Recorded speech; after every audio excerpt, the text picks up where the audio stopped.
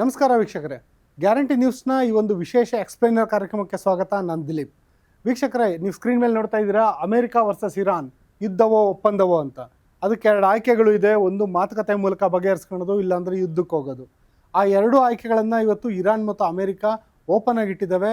ಇಲ್ಲಿ ಈ ಹಂತದವರೆಗೂ ಮಾತುಕತೆನೋ ಅಥವಾ ಯುದ್ಧನೋ ಅನ್ನೋದು ಇನ್ನೂ ಸ್ಪಷ್ಟ ಆಗ್ತಿಲ್ಲ. ಆದರೆ ಅಮೆರಿಕ ಸೈನ್ಯದ ಜಮಾವಣೆ ಹೆಚ್ಚುತ್ತಾ ಇದೆ, ಯುದ್ಧದ ಭೀತಿ ಹೆಚ್ಚುತ್ತಾ ಇದೆ. ಜೊತೆಗೇ ಇರಾನ್ ಕೂಡ ಏನೇನು ಅಮೆರಿಕ ಷರತ್ತುಗಳನ್ನ ಹಾಕ್ತಿದೆಯೋ ಎಲ್ಲದಕ್ಕೂ ಒಂದು ರೀತಿ ಮೊಂಡಾಟ ಮಾಡ್ತಾ ಇದೆ. ಹಾಗಾದರೆ ಏನದು ಷರತ್ತುಗಳು, ಏನು ಯುದ್ಧ ಭೀತಿ, ಈ ಯುದ್ಧ ಭೀತಿ ಆಗೋದಕ್ಕೆ ಕಾರಣ ಏನು, ಅಮೆರಿಕ ಏನೆಲ್ಲ ತಯಾರಿ ಮಾಡ್ತಾ ಇದೆ, ಎಲ್ಲದನ್ನು ಹಂತವಾಗಿ ನೋಡ್ತಾ ಹೋಗೋಣ. ಕೊನೆಯದಾಗಿ ಭಾರತಕ್ಕೆ ಏನು ಇದರಿಂದ ನಷ್ಟ, ಅದ್ರ ಬಗ್ಗೆ ಕೂಡ ನೋಡೋಣ. ಮೊದಲಿಗೆ ನೋಡೋದಾದರೆ ವೀಕ್ಷಕರೇ, ಇರಾನ್ ಸುತ್ತಲೂ ಅಮೆರಿಕ ಸೇನಾ ಜಮಾವಣೆ ಆಗ್ತಿದೆ. ಇದು ಮೊದಲನೇ ವಿಚಾರ. ಇರಾನ್ ಬಳಿಗೆ ಅಮೆರಿಕದ ಎರಡು ಬೃಹತ್ ಯುದ್ಧ ನೌಕೆಗಳು ಧಾವಿಸ್ತಾ ಇದ್ದಾವೆ. ಆ ಯುದ್ಧ ನೌಕೆಗಳು ಏನು ಸಾಮಾನ್ಯವಾದಂಥ ಹಡಗುಗಳಲ್ಲ, ದೋಣಿಗಳಲ್ಲ, ಅದೊಂದು ಬೃಹತ್ ಆದಂತಹ ಒಂದು ಯುದ್ಧ ನೌಕೆಗಳು. ಯಾವುದದು ಆ ಯುದ್ಧ ನೌಕೆಗಳು, ಅವುಗಳ ಸಾಮರ್ಥ್ಯ ಏನು, ಅದನ್ನು ಕೂಡ ಒಂದೊಂದಾಗಿ ನೋಡ್ತಾ ಹೋಗೋಣ. ಇರಾನ್ ಕಡಲ ತೀರ ಏನಿದೆ, ಅಲ್ಲಿಂದ ಸುಮಾರು 700 ಕಿಲೋಮೀಟರ್ ದೂರಕ್ಕೆ ಈಗಾಗಲೇ USS ಅಬ್ರಹಾಂ ಲಿಂಕನ್, ಅಂದರೆ ಅಬ್ರಹಾಂ ಲಿಂಕನ್ ಅನ್ನೋರು ಅಮೆರಿಕದ ಮಾಜಿ ರಾಷ್ಟ್ರಪತಿಗಳು, ಅವರ ಹೆಸರಿನಲ್ಲಿ USS ಅಬ್ರಹಾಂ ಲಿಂಕನ್ ಅಂತ ಹೇಳ್ಬಿಟ್ಟು ಅಮೆರಿಕದ ಏನು ನೌಕಾದಳ ಇದೆ ಅದಕ್ಕೆ USS ಅಂತ ಸ್ಟಾರ್ಟಿಂಗಲ್ಲಿ ಬರುತ್ತೆ. USS ಅಂತ ಬಂದರೆ ಅದು ಅಮೆರಿಕ ನೌಕಾಪಡೆಯ ವಾಹನಗಳು. ಆ ನೌಕಾಪಡೆಯ ವಾಹನಗಳು ಅಬ್ರಹಾಂ ಲಿಂಕನ್. ಆ ಅಬ್ರಹಾಂ ಲಿಂಕನ್ ನೌಕಾಪಡೆ ಇದೀಗ ಮೊದಲ ಬಾರಿಗೆ ಇರಾನ್ ಕಡಲ ತೀರದಿಂದ 700 ಕಿಲೋಮೀಟರ್ ದೂರದಲ್ಲಿದೆ. ಆ 700 ಕಿಲೋಮೀಟರ್ ದೂರ ಎಲ್ಲಿ ಅಂತ ನೋಡೋದಾದರೆ, ನೀವು ಇಲ್ಲಿ ಮ್ಯಾಪಲ್ಲಿ ನೋಡ್ಬೋದು, ಅರಬ್ಬಿ ಸಮುದ್ರದಲ್ಲಿ ಒಮಾನ್ ಸಾಗರ ತೀರದಲ್ಲಿ USS ಅಬ್ರಹಾಂ ಲಿಂಕನ್ ಬಂದು ಸ್ಥಾಪನೆ ಆಗಿದೆ.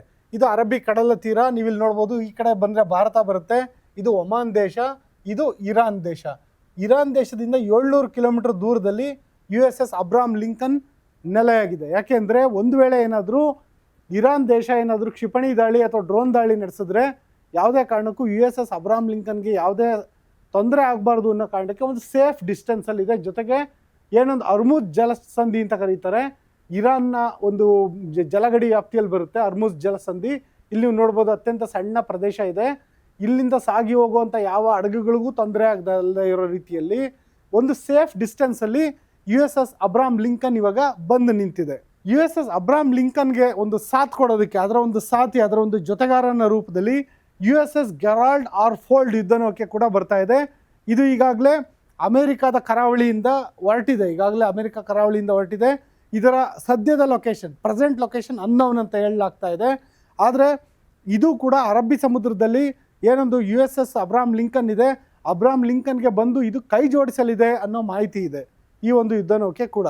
ಈ USS ಅಬ್ರಹಾಂ ಲಿಂಕನ್ ಏನಿದೆ, ಈ ಅಬ್ರಹಾಂ ಲಿಂಕನ್ಗೆ ಈ ರೀತಿ ಕಾಣಬಹುದು. ಒಂದು ವೇಳೆ USS ಗೆರಾಲ್ಡ್ ಫೋರ್ಡ್ ಕೂಡ ಬಂದು ಅಬ್ರಹಾಂ ಲಿಂಕನ್ಗೆ ಸಾಥ್ ಕೊಟ್ಟರೆ, ಆ ಎರಡು ನೌಕೆಗಳು ಒಂದರ ಹಿಂದೆ ಒಂದೇ ಈ ರೀತಿ ಸೇನಾಪಡೆ ಯೋಧರ ರೀತಿ ನಿಂತ್ಕೊಬೋದು ಮುಂದಿನ ದಿನಗಳಲ್ಲಿ. ಇನ್ನು ಒಂದು ರೀತಿಯಾದಂಥ ಸಮುದ್ರದ ನೋಡಿದ್ವಿ, US ಗೆರಾಲ್ಡ್ ಫೋರ್ಡ್ ಆಗಿರ್ಬೋದು, ಅಬ್ರಹಾಂ ಲಿಂಕನ್ ಆಗಿರ್ಬೋದು, ಅವೆರಡು ಇರಾನ್ನ ಜಲಗಡಿಯತ್ತ ಒಂದು ಬಂದು ನಿಂತ್ಕೊಂಡು ಇರಾನ್ಗೆ ಬೆದರಿಕೆ ಹುಡ್ತಾ ಇದ್ದಾವೆ. ಆದರೆ ಭೂಗಡಿನಲ್ಲಿ ಏನಾಗ್ತಾ ಇದೆ ಅದನ್ನು ನೋಡೋಕೆ ಹೋದರೆ ನೋಡಿ, ಒಂದು ರೀತಿ ಬೆಂಕಿಯ ಬಲೆ ಅಂತ ಹೇಳ್ಬೋದು, ಆ ರೀತಿಯಾಗಿ ಕಂಡು ಬರುತ್ತೆ. ಇರಾನ್ ಗಡಿ ಸುತ್ತಲೂ ಅಮೆರಿಕದ 8 ಸೇನಾ ನೆಲೆಗಳಲ್ಲಿ ಶಸ್ತ್ರಾಸ್ತ್ರ ಜಮಾವಣೆ ಆಗ್ತಾ ಇದೆ. ಯಾವುದ್ಯಾವುದು ಸೇನಾ ನೆಲೆಗಳು ಅಂತ ನೀವು ನೋಡ್ತಾ ಹೋಗ್ಬೋದು. ಇರಾಕಲ್ಲಿದೆ, ಆನಂತರ ಬಂದರೆ ನಿಮಗೆ ಸಿರಿಯಾದಲ್ಲಿದೆ, ಕುವೈತಲ್ಲಿದೆ, ಬಹ್ರೇನ್ನಲ್ಲಿದೆ, ಈ ಕತಾರಲ್ಲಿದೆ, UAEನಲ್ಲಿದೆ. ಎಲ್ಲ ದೇಶಗಳು ಏನೊಂದು ಇರಾನ್ ಗಡಿಗುಂಟ ಇರೋಂಥ ಎಲ್ಲ ದೇಶಗಳಲ್ಲೂ ಅಮೇರಿಕಾದ ಒಂದು ಸೇನಾ ನೆಲೆಗಳಿದ್ದಾವೆ. ಆ ಎಲ್ಲ ಸೇನಾ ನೆಲೆಗಳಲ್ಲೂ ಇವಾಗ ಶಸ್ತ್ರಾಸ್ತ್ರ ಜಮಾವಣೆ ಆಗ್ತಾ ಇದೆ. ಇನ್ನೊಂದು ಕಂಡು ಕೇಳರಿಯದ ರೀತಿಯಲ್ಲಿ ಒಂದು ರೀತಿ ದೊಡ್ಡ ಮಟ್ಟದ ಸಮರ ಸಿದ್ಧತೆನೇ ನಡೀತಾ ಇದೆ. ನೋಡಿ, ಎಲ್ಲೆಲ್ಲಿ ಸೇನಾ ಜಮಾವಣೆ ಆಗಿದೆ ಅನ್ನೋದನ್ನ ಈ ಮ್ಯಾಪಲ್ಲಿ ಇನ್ನೂ ನಿಮಗೆ ಸ್ಪಷ್ಟವಾಗಿ ಕಾಣುತ್ತೆ. ನೀವು ಇರಾನ್ ದೇಶದ ಗಡಿ ಇದು. ಇಲ್ಲಿ ಇರಾಕಲ್ಲಿ ಅಲ್ ಅಸದ್ ಏರ್ಬೇಸ್ ಇದೆ. ಸಿರಿಯಾದಲ್ಲಿ ಅಲ್ ಟಾನ್ಫ್ ಗ್ಯಾರಿಸನ್ ಅಂತ ಒಂದು ಏರ್ಬೇಸ್ ಇದೆ, ಒಂದು ಸೇನಾ ನೆಲೆ ಕೂಡ. ಜೊತೆಗೆ ಕುವೈತಲ್ಲಿ ಒಂದು ನೆಲೆ ಇದೆ, ಅದು ಏರ್ಬೇಸು. ಆನಂತರ US ನೇವಿದು 5th ಫ್ಲೀಟ್ ಇಲ್ಲಿವರೆಗೂ ಬರೋ ಸಾಧ್ಯತೆ ಇದೆ ಅನ್ನೋ ಮಾಹಿತಿ ಕೂಡ ಇದೆ. ಜೊತೆಗೆ ಒಂದು ಕತಾರಲ್ಲಿ ಅಲ್ ಉದೈದ್ ಏರ್ಬೇಸ್, ಈ ಅಲ್ ಉದೈದ್ ಏರ್ಬೇಸ್ ಮೇಲೆ ಈ ಹಿಂದೆ ಕಳೆದ ವರ್ಷ ಇರಾನ್ ದಾಳಿ ಕೂಡ ನಡೆಸಿತ್ತು. ಆ ಅಲ್ ಉದೈದ್ ಏರ್ಬೇಸ್ ಕೂಡ ರೆಡಿ ಆಗ್ತಾ ಇದೆ. ಜೊತೆಗೆ UAEನಲ್ಲಿ ಅಲ್ಲೂ ಕೂಡ ಒಂದು ಏರ್ಬೇಸ್ ಇದೆ, ಅಲ್ಲೂ ಕೂಡ ಎಲ್ಲ ಸಿದ್ಧತೆಗಳು ನಡೀತಾ ಇದ್ದಾವೆ. ಒಟ್ಟಿನಲ್ಲಿ ಕುವೈತ್, ಬಹ್ರೇನ್, ಕತಾರ್, UAE ಮತ್ತು ಸಿರಿಯಾ, ಆ ಎಲ್ಲ ದೇಶಗಳಲ್ಲೂ ಅಮೆರಿಕ ನೆಲೆಗಳು ಹಿಂದೆಂದೂ ಕಂಡು ಕೇಳಿರದ ರೀತಿಯಲ್ಲಿ ಒಂದು ಆಕ್ಟಿವ್ ಆಗ್ತಾ ಇದೆ. ಮತ್ತೆ ನೋಡ್ಬೋದು ಈ ಯುದ್ಧ ನೌಕೆಗಳ ಶಕ್ತಿ ಏನು ಅಂತ ಈಗ ನೋಡ್ತಾ ಹೋಗೋಣ. ನಾನು ಆಗ್ಲೇ ನಿಮ್ಗೆ ಹೇಳಿದೆ, US ಅಬ್ರಾಮ್ ಲಿಂಕನ್ ಇರ್ಬೋದು, US ಗೆರಾಲ್ಡ್ ಫೋಲ್ಡ್ ಇರ್ಬೋದು, ಏನು ಯುದ್ಧ ನೌಕೆಗಳು. ಆ ಯುದ್ಧ ನೌಕೆಗಳು ಬಂದ ತಕ್ಷಣ ಇರಾನ್ ಅಂತ ದೊಡ್ಡ ದೇಶ ಅದು ಭಯ ಪಟ್ಬಿಡ್ಬೇಕಾ? ಆ ಭಯ ಪಡೋದಕ್ಕೆ ಕಾರಣ ಇದೆ. ಆ ಭಯ ಪಡೋದಕ್ಕೆ ಕಾರಣ ಏನು ಅಂದರೆ, ಒಂದು, ಇದು ಅಣು ಇಂಧನ ಚಾಲಿತ ಯುದ್ಧ ನೌಕೆಗಳು. ಈ ಯುದ್ಧ ನೌಕೆಗಳಿಗೆ ದಶಕಗಳ ಕಾಲ ಇಂಧನ ಮರುಭರ್ತಿ ಅಗತ್ಯನೇ ಇಲ್ಲ. ಸಾಮಾನ್ಯವಾಗಿ ಕಾರು ಒಂದು 500 ಕಿಲೋಮೀಟರ್ ಹೋಗ್ತಿದ್ದಂಗೆ ಪೆಟ್ರೋಲ್ ಹಾಕಿಸ್ಬೇಕು, ಬಸ್ಸು ಪೆಟ್ರೋಲ್ ಹಾಕಿಸ್ಬೇಕು, ಇದೇ ರೀತಿ ಹಡಗುಗಳಿಗೂ ಕೂಡ ಡೀಸೆಲ್ ಮರುಭರ್ತಿ ಮಾಡಬೇಕು. ಆದರೆ ಇದು ಅಣು ಇಂಧನ ಚಾಲಿತ, ಅಂದರೆ ಇದರಲ್ಲೊಂದು ಅಣು ರಿಯಾಕ್ಟರ್ ಇರುತ್ತೆ. ಈ ಅಣು ರಿಯಾಕ್ಟರು ಸುಮಾರು 20 ವರ್ಷ 30 ವರ್ಷ ಅದು ಕಾರ್ಯಾಚರಣೆ ಮಾಡ್ತಾನೆ ಇರುತ್ತೆ. ಅಲ್ಲಿವರೆಗೂ ಈ ಒಂದು ಯುದ್ಧ ನೌಕೆ ನಿಂತಿರಲಿ, ಈ ಯುದ್ಧ ನೌಕೆ ಚಲಿಸ್ತಾ ಇರಲಿ, ಅದಕ್ಕೆ ಯಾವುದೇ ರೀತಿ ಇಂಧನ ಮರುಭರ್ತಿ ಮಾಡೋ ಅಗತ್ಯನೇ ಇಲ್ಲ. ಅದು ಕಂಪ್ಲೀಟಾಗಿ ಎಲೆಕ್ಟ್ರಿಸಿಟಿ ಜನ್ರೇಟ್ ಆಗ್ತಾನೆ ಇರುತ್ತೆ. ಅದು ಗಂಟೆಗೆ 60 ನಾಟಿಕಲ್ ಮೈಲು ವೇಗದಲ್ಲಿ, ಅಂದರೆ ಆ ವೇಗ ತುಂಬ ಕಡಿಮೆ ಅನ್ನಿಸ್ಬೋದು, ಆದರೆ ಇಂಥದ್ದೊಂದು ದೊಡ್ಡ ಯುದ್ಧ ನೌಕೆ ಸಮುದ್ರದಲ್ಲಿ ಚಲಿಸೋದಕ್ಕೆ ಅದು ಅತ್ಯಂತ ವೇಗ ಅಂತ ಹೇಳ್ಬೋದು. 60 ನಾಟಿಕಲ್ ಮೈಲ್ ವೇಗದಲ್ಲಿ ಅದು ನಿರಂತರವಾಗಿ 20 ರಿಂದ 30 ವರ್ಷ ಚಲಿಸ್ತಾನೆ ಇರ್ಬೋದು. ಇದಕ್ಕೆ ಯಾವುದೇ ರೀತಿಯ ಇಂಧನ ಮರುಭರ್ತಿ ಮಾಡೋ ಅಗತ್ಯ ಇಲ್ಲ. ಇದು ಮೊದಲನೇದು, ಇದರ ಶಕ್ತಿ. ಎರಡನೇದು ಏನಂದರೆ, ಅಮೆರಿಕ ಯುದ್ಧ ನೌಕೆಗಳ ಶಕ್ತಿ ಏನಂದರೆ, ಇದು ಭಾರತದಲ್ಲೂ ಇದೆ ಯುದ್ಧ ನೌಕೆಗಳು, ಆದರೆ ಅಮೆರಿಕದಲ್ಲಿರೋ ಯುದ್ಧ ನೌಕೆಗಳು ಭಾರತದಲ್ಲಿರೋ ಯುದ್ಧ ನೌಕೆಗಳಿಂದ ಸಾಕಷ್ಟು ಪ್ರಬಲವಾಗಿದ್ದಾವೆ. ಈ ಒಂದು ಯುದ್ಧ ನೌಕೆಗಳ ಪ್ರಬಲ ಮತ್ತೊಂದು ಶಕ್ತಿ ಏನಂದರೆ, ಕೇವಲ 20 ರಿಂದ 30 ವರ್ಷ ಸಮುದ್ರದಲ್ಲಿ ಚಲಿಸ್ತಾ ಇರುತ್ತೆ, ಅದಕ್ಕೆ ಇಂಧನ ಬೇಕಾಗಿಲ್ಲ ಅನ್ನೋದಷ್ಟೇ ಅಲ್ಲ, ಅದ್ರ ಮೇಲ್ಗಡೆ ನಿಂತಿರುವಂತಹ ವಿಮಾನಗಳು F-35 ಇರ್ಬೋದು, F-18 ಇರ್ಬೋದು, ಒಟ್ಟು 90 ಯುದ್ಧ ವಿಮಾನಗಳು ಅದ್ರ ಮೇಲೆ ಸದಾ ಕಾಲ ನಿಂತಿರುತ್ತೆ. ಅಂದರೆ ಕೇವಲ ಅದನ್ನು ಶೋ ಪೀಸ್ಗಂತಲ್ಲ, ಸದಾ ಕಾಲ ಅದು ದಾಳಿ ಸನ್ನದ್ಧ ಸ್ಥಿತಿಯಲ್ಲಿ ನಿಂತಿರುತ್ತೆ. ಯಾವುದೇ ಕ್ಷಣದಲ್ಲೂ ಕೂಡ ಆರ್ಡರ್ ಬಂದಿದ ತಕ್ಷಣ ಈ ಯುದ್ಧ ವಿಮಾನಗಳು ಉಡಾವಣೆ ಆಗ್ತವೆ. ಕ್ಷಣಾರ್ಧದಲ್ಲಿ ಹೋಗಿ ಯಾವುದು ನಿರ್ದಿಷ್ಟ ಗುರಿ ಇದೆ ಅದಕ್ಕೆ ಹೋಗಿ ದಾಳಿ ಮಾಡಿ ವಾಪಸ್ ಬರುವಂಥ ಸಾಮರ್ಥ್ಯ ಇದೆ ಈ ಯುದ್ಧ ನೌಕೆಗಳಿಗೆ. ಜೊತೆಗೆ ಈ ಯುದ್ಧ ನೌಕೆಗಳ ಜೊತೆ ಏನಿದೆ, ಇದು ಡೆಸ್ಟ್ರಾಯರ್ಗಳು ಬರ್ತಿರ್ತವೆ. ಇದನ್ನ ಹಿಂದಿನಲ್ಲಿ ಬೇಡಿಯಾ ಅಂತ ಕರೀತಾರೆ, ಅಂದರೆ ತೋಳಗಳ ಗುಂಪು ಅಂತ. ಈ ತೋಳಗಳ ಗುಂಪು ಅಂದರೆ ಹೆಂಗೆ ಅಂದರೆ, ಇದೊಂದು ಫಾರ್ ಎಕ್ಸಾಂಪಲ್ ಇದನ್ನು US ಗೆರಾಲ್ಡ್ ಫೋಲ್ಡ್ ಅಥವಾ ಅಬ್ರಾಮ್ ಲಿಂಕನ್ ಅಂದ್ಕೊಳ್ಳಿ. ಇದು ಒಂದು ಯುದ್ಧ ನೌಕೆ ಅಂದರೆ ಇದೊಂದೇ ಸಿಂಗಲ್ ಆಗಿರಲ್ಲ, ಇದ್ರ ಜೊತೆಗೆ ಡೆಸ್ಟ್ರಾಯರ್ಗಳು ಇರ್ತವೆ. ಅಂದರೆ ಸಮುದ್ರದ ಆಳದಲ್ಲಿ ಏನಾದರೂ ಮೈನ್ಸ್ಗಳನ್ನೇನಾದರೂ ಅಡಗಿಸಿಟ್ಟಿದ್ರೆ ಅದನ್ನು ಕೂಡ ಧ್ವಂಸ ಮಾಡ್ತವೆ. ಜೊತೆಗೆ ಈ ಯುದ್ಧ ನೌಕೆಗೆ ಯಾರಾದರೂ ದಾಳಿ ಮಾಡೋರು ಬರೋದಿದ್ರು ಅವರನ್ನು ಕೂಡ ಅವ್ರ ವಿರುದ್ಧನೂ ದಾಳಿ ಮಾಡ್ತವೆ. ಜೊತೆಗೆ ಈ ಯುದ್ಧ ನೌಕೆಯ ಒಂದು ಆಜ್ಞೆಯ ಮೇರೆಗೆ, ಯುದ್ಧ ನೌಕೆಯಲ್ಲಿ ಯಾರು ಇರ್ತಾರೆ ಮುಖ್ಯಸ್ಥರು, ಅವರ ಆಣತಿಯ ಮೇರೆಗೆ ಈ ಡೆಸ್ಟ್ರಾಯರ್ಗಳಲ್ಲಿರುವಂಥ ಪ್ರಮುಖರು ಶತ್ರುಗಳ ಒಂದು ನಿರ್ದಿಷ್ಟ ಗುರಿಗಳ ಮೇಲೆ ದಾಳಿಯನ್ನು ಮಾಡ್ತಾರೆ. ಒಟ್ಟಿನಲ್ಲಿ ಏನಂದರೆ, ಇದು ಈ ಒಂದು ಯುದ್ಧ ನೌಕೆಯ ರಕ್ಷಕಗಳಾಗಿ ಕೂಡ ಡೆಸ್ಟ್ರಾಯರ್ಗಳು ವರ್ಕ್ ಮಾಡ್ತವೆ. ಜೊತೆಗೆ ದಾಳಿ ಸಾಮರ್ಥ್ಯನೂ ಕೂಡ ಈ ಡೆಸ್ಟ್ರಾಯರ್ಗಳಿಗೆ ಇದ್ದಾವೆ. ಜೊತೆಗೆ ನೀವು ಇಲ್ಲಿ ಇಮೇಜಲ್ಲಿ ನೋಡ್ತಿರ್ಬೋದು, ಇವರು ಏನೊಂದು ಈ ಯುದ್ಧ ನೌಕೆ ಇದೆ, ಇದರಲ್ಲಿ 1000 2000 ಅಲ್ಲ, ಇದೊಂದು ಮಹಾನಗರ ಅಂತ ಹೇಳ್ಬೋದು. ಈ ಮಹಾನಗರದಲ್ಲಿ ಸುಮಾರು 5000ಕ್ಕೂ ಹೆಚ್ಚು ಸಿಬ್ಬಂದಿ ಇರ್ತಾರೆ. ಅವರು ಸೈಲರ್ಸ್ ಇರ್ಬೋದು, ಅಡುಗೆ ಕೆಲಸದವರಿಂದ ಹಿಡಿದು ಬಟ್ಟೆ ಐರನ್ ಮಾಡೋರಿಂದ ಹಿಡಿದು ಎಲೆಕ್ಟ್ರಿಕಲ್ ವರ್ಕ್ ಮಾಡೋರು, ಜೊತೆಗೆ ಏನೊಂದು ಸಮುದ್ರಶಾಸ್ತ್ರ ಪರಿಣಿತರು ಇರ್ಬೋದು, ಜೊತೆಗೆ ಸೈನಿಕರು, ಮತ್ತು ಏನೊಂದು ಎಲೆಕ್ಟ್ರಾನಿಕ್ ಉಪಕರಣಗಳು ರಿಪೇರಿಗೆ ಬಂದರೆ ಅದನ್ನು ಸರಿ ಮಾಡೋ ಅಂಥವ್ರು, ಶಸ್ತ್ರಾಸ್ತ್ರಗಳನ್ನು ಜೋಡಿಸಿಡೋ ಅಂಥವ್ರು, ಹೀಗೆ ಎಲ್ಲ ರೀತಿಯಾದಂಥ 3 ಶಿಫ್ಟ್ಗಳಲ್ಲಿ ಕೆಲಸ ಮಾಡೋವಂಥ ಅಷ್ಟು ಜನ, ಒಟ್ಟು 5000ಕ್ಕೂ ಹೆಚ್ಚು ಸಿಬ್ಬಂದಿ ಇರ್ತಾರೆ. ಇವ್ರಿಗೆ ಆಹಾರ ಅಲ್ಲೇ ಇರುತ್ತೆ, ಇವ್ರಿಗೆ ಈ ಬೇಕಾಗದಂಥ ಎಲ್ಲ ಮೂಲಸೌಕರ್ಯಗಳು ಇರುತ್ತವೆ. ಇವರು ತಿಂಗಳಾನ್ಗಟ್ಲೆ ವರ್ಷಾನ್ಗಟ್ಲೆ ಒಂದು ಮುಖ್ಯ ಭೂಮಿಗೆ, ಅಂದರೆ ಅಮೆರಿಕ ನೆಲಕ್ಕಾಗಿರ್ಬೋದು ಅಥವಾ ಬೇರೆ ಯಾವುದೇ ದೇಶದ ನೆಲಕ್ಕೆ ಕಾಲಿಡೋದೇ ಇಲ್ಲ, ಆ ರೀತಿಯವರು ಕಾರ್ಯನಿರ್ವಹಿಸ್ತಾ ಇರ್ತಾರೆ. ಮತ್ತೊಂದು ಈ ಒಂದು ಯುದ್ಧ ನೌಕೆಗಳ ಶಕ್ತಿ ಏನು ಅಂತ ನೋಡೋದಾದರೆ, ಈ ಒಂದು ಯುದ್ಧ ನೌಕೆಗಳೇನಿದೆ ಇದರಲ್ಲಿ ಅಣ್ವಸ್ತ್ರ ಸಿಡಿತಲೆ ಕ್ಷಿಪಣಿಗಳು ಸೇರಿದಂತೆ ಹಲವು ಶ್ರೇಣಿಯ ಒಂದು ಕ್ಷಿಪಣಿಗಳಿರ್ತವೆ. ಅಂದರೆ ಇದು ಅಣುಬಾಂಬ್ ದಾಳಿ ಮಾಡಬೇಕು ಯಾವುದೋ ಒಂದು ದೇಶದ ಮೇಲೆ ಅಂದಾಗ ಕೂಡ ದಾಳಿ ಸಾಮರ್ಥ್ಯ ಇವುಗಳಿಗಿದೆ.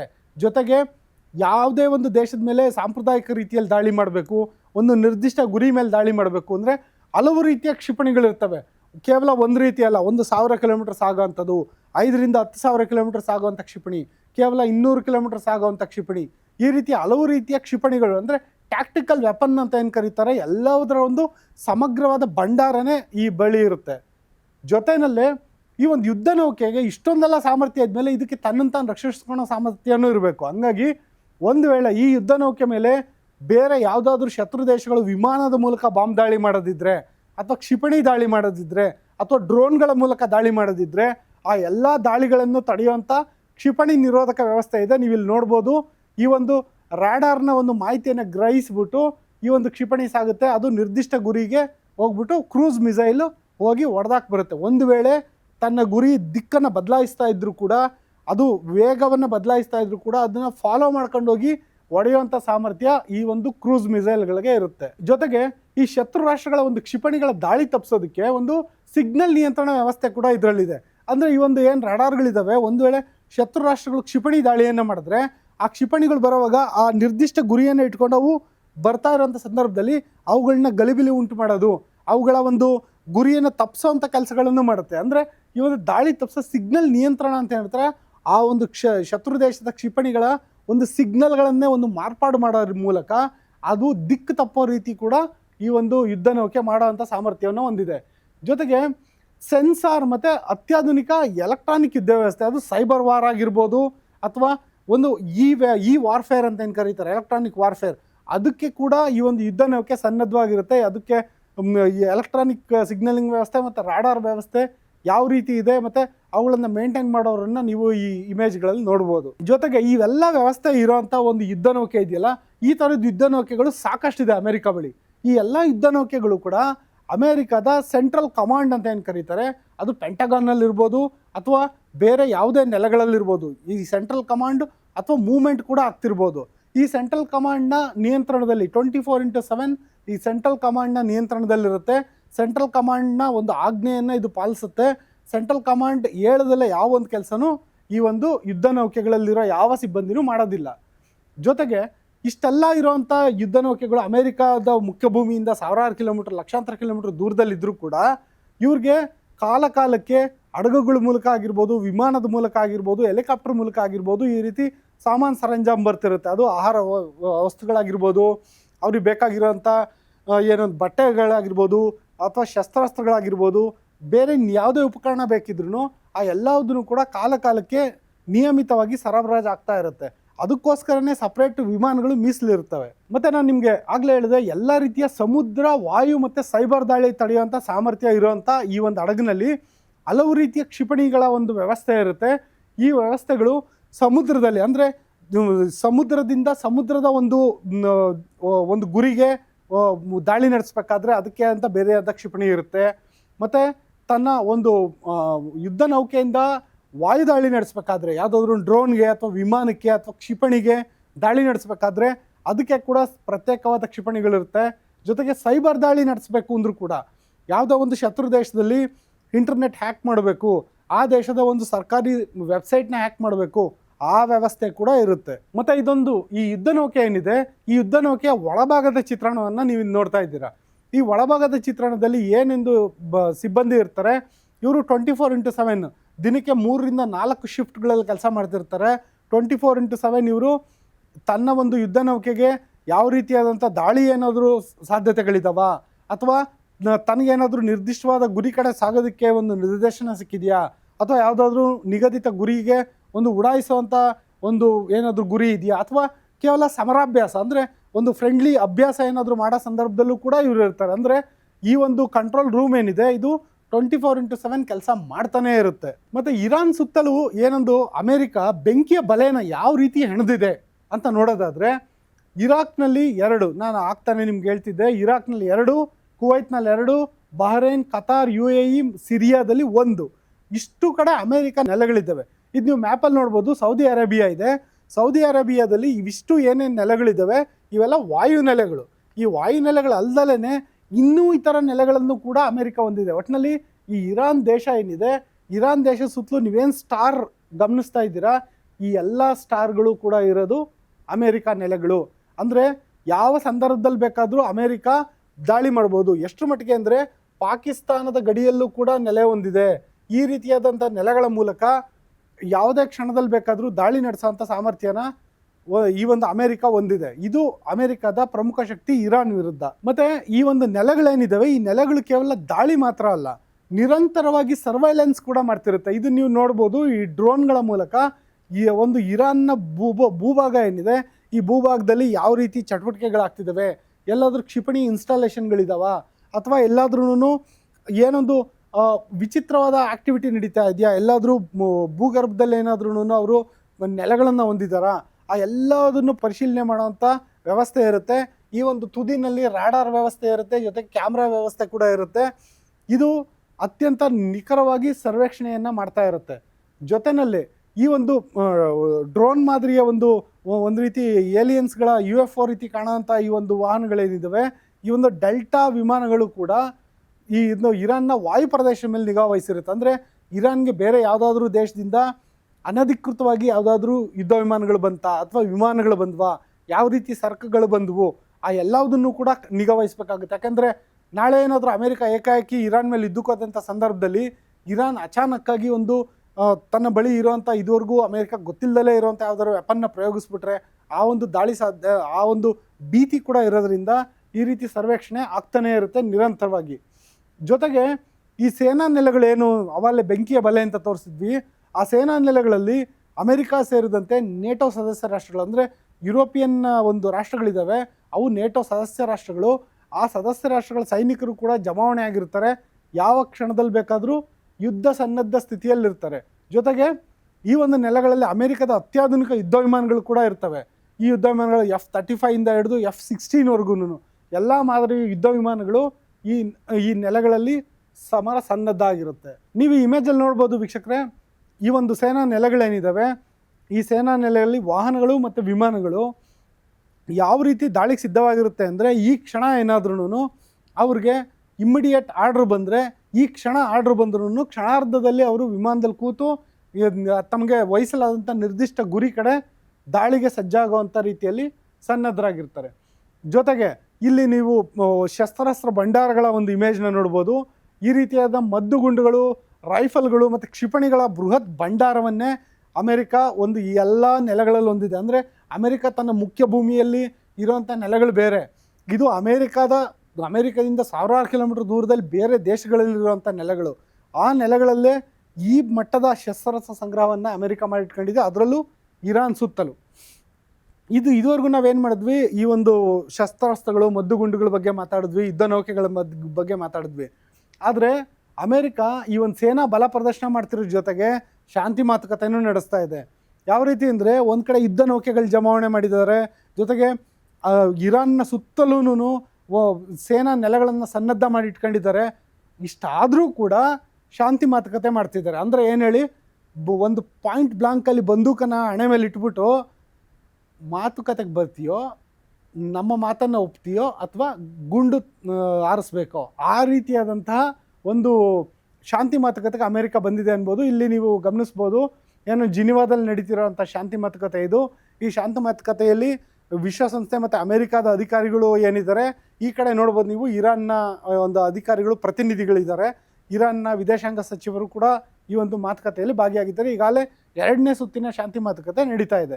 ಇದನ್ನೆಲ್ಲ ಗಮನಿಸ್ತಾ ಇದ್ದರೆ ವೀಕ್ಷಕರೇ, ಒಂದು ಅನ್ಸೋದು, ಈ ಸಡನ್ನಾಗಿ ಇದೇನು ಕೋತಿ ಬಂತು ಅಂದ್ಕೊಂಬೇಡಿ, ಇದು ಚಿಂಪಾಂಜಿ. ಇದೇನಕ್ಕೆ ಬಂತು ಅಂದರೆ, ಸಿಂಪಲ್, ಒಬ್ಬ ಮನಃಶಾಸ್ತ್ರಜ್ಞ ಇದ್ದ, ಆತ ಶೈಕ್ಷಣಿಕ ಮನಃಶಾಸ್ತ್ರಜ್ಞ, ಆತನ ಹೆಸರು ಕೋಹ್ಲರ್ ಅಂತೇಳಿ.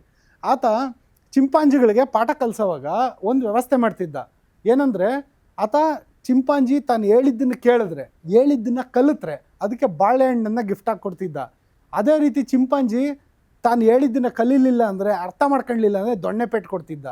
ಈ ಮೂಲಕ ಒಂದು ರೀತಿ ಅಮೆರಿಕ ಈಗ ನಡೆಸ್ತಾ ಇರೋಂಥ ಒಂದು ವಿದ್ಯಮಾನ ನೋಡಿದ್ರೆ ಚಿಂಪಾಂಜಿಗೆ ಪಾಠ ಕಲಿಸೋ ರೀತಿ ಇದೆ ಅನ್ನೋ ರೀತಿಯಾದಂಥ ಬಿಂಬಿತ ಆಗ್ತಾ ಇದೆ.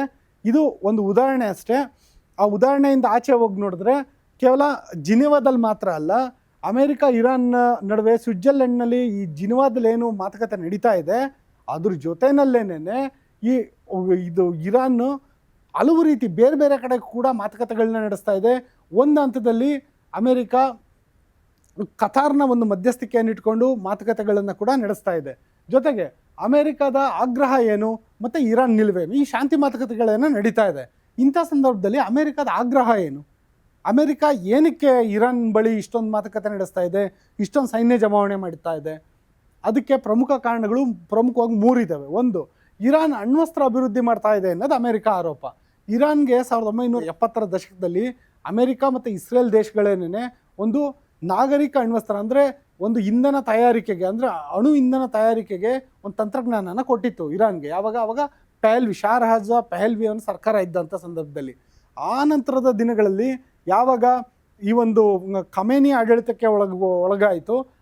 ಆ ಒಂದು ನಂತರದ ದಿನಗಳಲ್ಲಿ ಒಂದು ಡ್ಯುಯಲ್ ಯೂಸ್ಗೆ ಅಂತ ಹೇಳ್ಬಿಟ್ಟು ಬಳಸೋಕ್ಕೆ ಶುರು ಮಾಡ್ತು ಇರಾನ್.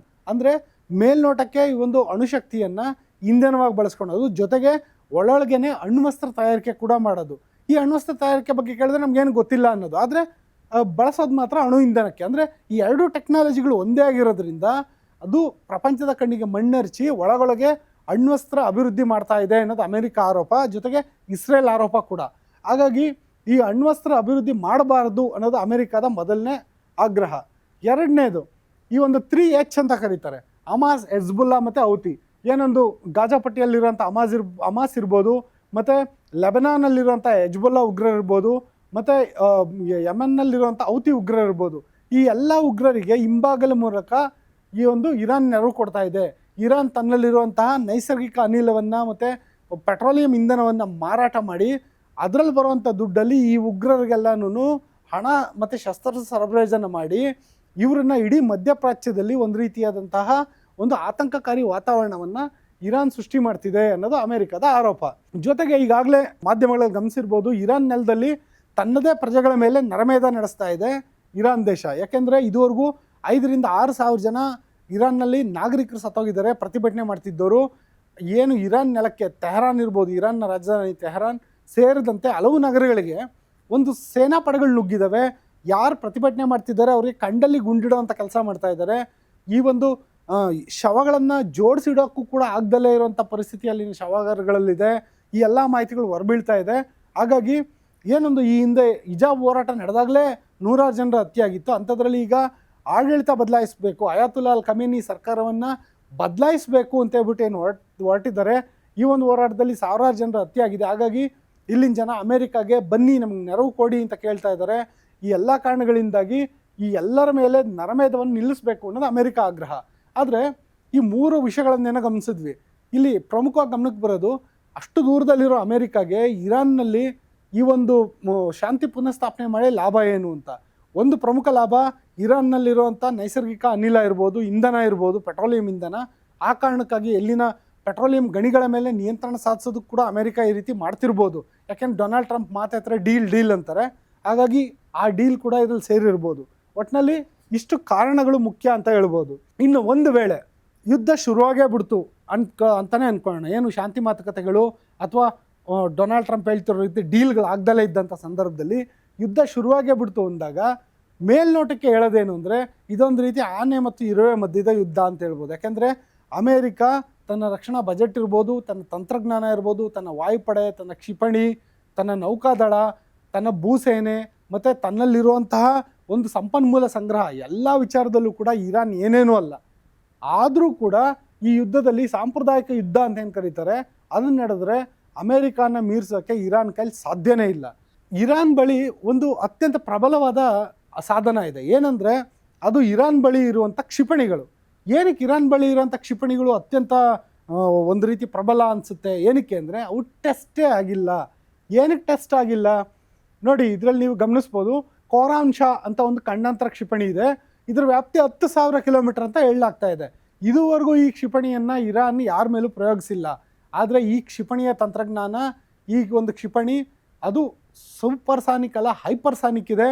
ಆ ಒಂದು ಕ್ಷಿಪಣಿ ಇರಾನ್ ಬಳಿ ಇದೆ. ಈ ಕ್ಷಿಪಣಿಯನ್ನೇನಾದರೂ ಒಂದು ವೇಳೆ ಇರಾನ್ ಉಡಾಯಿಸಿದ್ರೆ ಅಮೆರಿಕದ ಯಾವುದೇ ವಾಯು ನಿಯಂತ್ರಣ ವ್ಯವಸ್ಥೆಯೂ ಇದನ್ನು ತಡೆಯೋದಕ್ಕಾಗೋದಿಲ್ಲ. ಇದು ತನ್ನ ಗುರಿಯನ್ನು ಮುಟ್ಟುತ್ತೆ ಅಂತ ಹೇಳ್ಬಿಟ್ಟು ಇರಾನ್ ಹೇಳ್ಕೊಳ್ತಾ ಇದೆ. ಇರಾನ್ ಬಳಿ ಇರೋದು ಮತ್ತೊಂದು ಫತೆ 1 ಮತ್ತು 2 ಹೈಪರ್ಸಾನಿಕ್ ಕ್ಷಿಪಣಿಗಳು. ಈ ಪೈಕಿ ಫತೆ 1 ಅನ್ನೋ ಕ್ಷಿಪಣಿ ಏನಿದೆ ಇದನ್ನು ಇರಾನ್ನ ತಾನು ಬಳಸಿದ್ದೀನಿ ಅಂತ ಹೇಳ್ಕೊಂಡಿತ್ತು. ಅದು ಕೂಡ ಇಸ್ರೇಲ್ ಮೇಲೆ. ಈ ಕ್ಷಿಪಣಿ ಇಸ್ರೇಲ್ ಮೇಲೆ ಹೋಗಿ ಅಪ್ಪಳಿಸಿತ್ತು. ಜೊತೆಗೆ ಇಸ್ರೇಲ್ನಲ್ಲಿ ವಿಧ್ವಂಸಕ ಕೃತ್ಯವನ್ನು ಎಸಗಿತ್ತು. ಅಂದರೆ ಇಸ್ರೇಲ್ನಲ್ಲಿ 3 ವಿಧವಾದಂಥ ಒಂದು ವಾಯು ರಕ್ಷಣಾ ವ್ಯವಸ್ಥೆ ಇದೆ. ಒಂದು ಐರನ್ ಡೋಮ್ ಇದೆ, ಆನಂತರ ಆ್ಯರೋ ಇದೆ. ಈ ಎಲ್ಲ ರಕ್ಷಣಾ ವ್ಯವಸ್ಥೆಗಳನ್ನು ಕೂಡ ಭೇದಿಸಿ ಈ ಒಂದು ಫತೆ ಮಿಸೈಲ್ಗಳು ಈ ಒಂದು ಇಸ್ರೇಲ್ ನೆಲಕ್ಕೆ ಅಪ್ಪಳಿಸಿದ್ವು. ಹಾಗಾಗಿ ಇದು ಕೂಡ ಅಮೆರಿಕಾಗೆ ತಲೆನೋವಾಗ್ಬೋದು. ಮತ್ತು 3ನೇದು ಖೈಬರ್ ಶೇಖಾನ್ ಅಂತ ಹೇಳ್ಬಿಟ್ಟು ಒಂದು ಘನ ಇಂಧನ ಮಧ್ಯಮ ಹಂತದ ಕ್ಷಿಪಣಿ. ಇದು ಘನ ಇಂಧದ ಮಧ್ಯಮ ಹಂತದ ಕ್ಷಿಪಣಿಯಾಗಿದ್ದು ಇದೂ ಕೂಡ ಖಂಡಾಂತರ ಕ್ಷಿಪಣಿ ರೀತಿಯಲ್ಲಿ ಪ್ರಯೋಗ ಆಗುತ್ತೆ. ಮತ್ತು ಈ ಒಂದು ಕ್ಷಿಪಣಿಯ ವೇಗ ಕೂಡ ಸೂಪರ್ಸಾನಿಕ್ ಆಗಿರುತ್ತೆ ಅಂತ ಹೇಳ್ಬಿಟ್ಟು ಇರಾನ್ ಹೇಳ್ಕೊಂಡಿದೆ. ಹಾಗಾಗಿ ಇದನ್ನು ಕೂಡ ಅಮೆರಿಕ ಭೇದಿಸೋದಕ್ಕೆ ಕಷ್ಟ ಆಗ್ಬೋದು. ಇನ್ನು ಅಮೆರಿಕದ ವಾಯು ರಕ್ಷಣಾ ವ್ಯವಸ್ಥೆಯನ್ನೇ ಈ ಎಲ್ಲ ಕ್ಷಿಪಣಿಗಳು ಭೇದಿಸೋ ಸಾಮರ್ಥ್ಯ ಹೊಂದಿದೆಯಲ್ಲ, ಇದು ನಿಜಕ್ಕೂ ತಲೆನೋವಿನ ಕೆಲಸ. ಯಾಕಂದರೆ ಈ ವಾಯು ರಕ್ಷಣಾ ವ್ಯವಸ್ಥೆ ಅನ್ನೋದು ಎಷ್ಟು ಮುಖ್ಯ ಆಗುತ್ತೆ ಅನ್ನೋದನ್ನು ನಾವು ಆಪರೇಷನ್ ಸಿಂಧೂರ್ ಟೈಮಲ್ಲಿ ನೋಡಿದ್ದೀವಿ. ಪಾಕಿಸ್ತಾನ ಭಾರತದ ಮೇಲೆ ಕ್ಷಿಪಣಿಗಳ ದಾಳಿಯನ್ನು ನಡೆಸ್ತು, ಮತ್ತು ಯುದ್ಧ ವಿಮಾನಗಳ ದಾಳಿಯನ್ನು ನಡೆಸ್ತು, ಡ್ರೋನ್ಗಳ ದಾಳಿಯನ್ನು ನಡೆಸ್ತು. ಆ ಎಲ್ಲ ದಾಳಿಗಳನ್ನು ಭಾರತ ಕೂಡ 3 ಹಂತದ ವಾಯು ರಕ್ಷಣಾ ವ್ಯವಸ್ಥೆಯನ್ನು, ಅಂದರೆ ಆ 3 ಹಂತದ ವಾಯು ರಕ್ಷಣಾ ವ್ಯವಸ್ಥೆಯನ್ನು ಸೇರಿಸಿ ಸುದರ್ಶನ ಚಕ್ರ ಅಂತ ಕರೆದ್ರು. ಅದರಲ್ಲಿ ಈ ಒಂದು ರಷ್ಯಾ ನಿರ್ಮಿತ S-400 ಇತ್ತು, ಭಾರತದ ದೇಶಿ ನಿರ್ಮಿತ ವಾಯು ರಕ್ಷಣಾ ವ್ಯವಸ್ಥೆಗಳು ಇದ್ವು. ಎಲ್ಲವನ್ನೂ ಸೇರಿ ಒಂದು ಪಾಕಿಸ್ತಾನ ದಾಳಿಯನ್ನು ಸಮರ್ಥವಾಗಿ ತಡೀತು. ಆದರೆ ಈ ಇರಾನ್ ಬಳಿ ಇರುವಂತಹ ಒಂದು ಕ್ಷಿಪಣಿಗಳು ಅಮೆರಿಕದ ವಾಯು ರಕ್ಷಣಾ ವ್ಯವಸ್ಥೆಯನ್ನು ಸಂಪೂರ್ಣವಾಗಿ ಭೇದಿಸುತ್ತೆ ಅಂತಲೇ ಈ ಸದ್ಯದ ಮಟ್ಟಿಗೆ ಇರಾನ್ ಅಂತೂ ಹೇಳ್ಕೊತಾ ಇದೆ. ಯಾಕಂದರೆ ಟೆಸ್ಟಿಂಗ್ ಆಗಿಲ್ಲ. ಹಾಗಾಗಿ ಅಮೆರಿಕ ಕೂಡ ಕಣ್ಮುಚ್ಕೊಂಡು ನಂಬೋಕ್ಕಾಗೋದಿಲ್ಲ, ಇಲ್ಲ ಇರಾನ್ ಕೈಲಿ ಏನೂ ಆಗೋದಿಲ್ಲ ಅಂತ ಹೇಳ್ಬಿಟ್ಟು ಅಮೆರಿಕ ಭರವಸೆಯಾಗಿ ಇರೋದಕ್ಕಾಗೋದಿಲ್ಲ. ಮತ್ತು ಇನ್ನೊಂದು, ಇರಾನ್ ಕ್ಷಿಪಣಿಗಳಿಗೆ ರಷ್ಯಾ ಮತ್ತು ಚೀನಾ ದೇಶಗಳು ನೆರವು ನೀಡಿರುವಂಥ ಸಾಧ್ಯತೆ ಇದೆ. ಇದು ಅತ್ಯಂತ ಇಂಪಾರ್ಟೆಂಟ್. ಯಾಕೆಂದರೆ ಇರಾನ್ ಅಂತ ದೇಶಕ್ಕೆ ಇದುವರೆಗೂ ಅಂಥ ಅತ್ಯಾಧುನಿಕ ತಂತ್ರಜ್ಞಾನನೇ ಇಲ್ಲ, ಅದಕ್ಕೆ ವಿಜ್ಞಾನಿಗಳ ನೆರವಿಲ್ಲ. ಅದು ಹೇಗೆ ಈ ರೀತಿಯಾದಂಥ ಕ್ಷಿಪಣಿಗಳನ್ನ, ಅದು ಈ ಥರ ರೇಂಜ್ಗಳ ಕ್ಷಿಪಣಿಯನ್ನು ತಯಾರು ಮಾಡಿ ಇಟ್ಕೊಂಡಿದೆ ಅಂದರೆ ಅದಕ್ಕೆ ರಷ್ಯಾ ಮತ್ತು ಚೀನಾಗಳು ಹಿಂಬಾಗಿಲ ಮೂಲಕ ನೆರವು ನೀಡಿರೋ ಸಾಧ್ಯತೆ ಇದ್ದೇ ಇದೆ. ಮತ್ತು ಇರಾನ್ ಬಳಿ ಕೇವಲ ಕ್ಷಿಪಣಿಗಳು ಮಾತ್ರ ಅಲ್ಲ, ಬೇರೆ ಒಂದು ದೇಶಗಳನ್ನು, ಅಂದರೆ ಅಮೆರಿಕ ಏನಾದರೂ ಕ್ಷಿಪಣಿ ದಾಳಿ ಮಾಡಿದ್ರೆ, ಅಮೆರಿಕ ಡ್ರೋನ್ ದಾಳಿ ಮಾಡಿದ್ರೆ, ಅಮೆರಿಕ ವೈಮಾನಿಕ ದಾಳಿ ಮಾಡಿದ್ರೆ ಅದನ್ನು ತಡೆಯುವಂಥ ಕ್ಷಿಪಣಿ ನಿರೋಧಕ ವ್ಯವಸ್ಥೆ ಕೂಡ ಇದೆ ಅನ್ನೋ ಮಾಹಿತಿ ಇದೆ. ಸದ್ಯಕ್ಕೆ ಇದು ಕೂಡ ಟೆಸ್ಟ್ ಆಗಿಲ್ಲ, ಆದರೆ ಇದು ತನ್ನ ಬಳಿ ಇದೆ ಅಂತ ಹೇಳ್ಬಿಟ್ಟು ವಿತ್ ಇಮೇಜ್ ಇರಾನ್ ಹೇಳ್ಕೊಂಡಿದೆ. ಹಾಗಾಗಿ ಇರಾನ್ ಮೇಲೆ ಅಮೆರಿಕ ಏಕಾಕಿ ಮುಗಿಬೀಳೋದು ಕೂಡ ಕಷ್ಟ ಸಾಧ್ಯ. ಮತ್ತು ಇನ್ನೊಂದು, ಈ ಅಮೆರಿಕಕ್ಕೆ ಏನೊಂದು ಇರಾನ್ ಕ್ಷಿಪಣಿಗಳ ತಲೆನೋವಾಗಿದೆಯಲ್ಲ, ಈ ಇರಾನ್ಗೆ ಕ್ಷಿಪಣಿಗಳ ತಲೆನೋವಾಗಕ್ಕೆ ತಾಂತ್ರಿಕ ನೆರವು ನೀಡಿರೋಂಥ ದೇಶಗಳು ಇಲ್ಲೇ ಇದ್ದಾವೆ.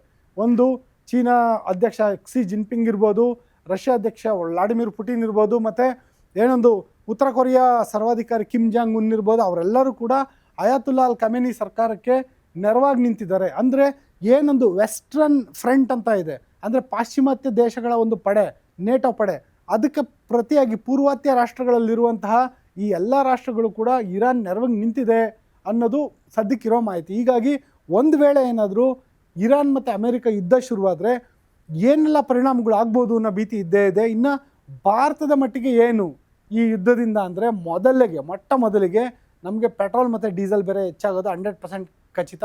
ಜೊತೆಯಲ್ಲೇ ಚಿನ್ನ ಬೆಳ್ಳಿ ದರ ಹೆಚ್ಚಾಗೋದು ಕೂಡ 100% ಖಚಿತ.